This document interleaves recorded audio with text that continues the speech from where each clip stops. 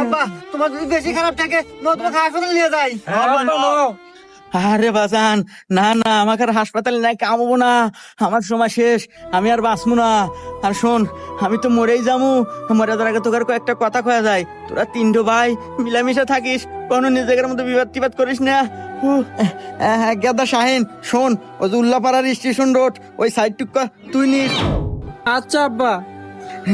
আর গাদা সিংকু তুই শোন, ওই যে সিরাজগঞ্জ চায়নাবাদ ওই সাইটে অনেক লোকজন, লোকের লোক আরো নয়, ওখানে ব্যবসাও ভালো হয়, ওই সাইডটুকটা তুই নিস বাজান।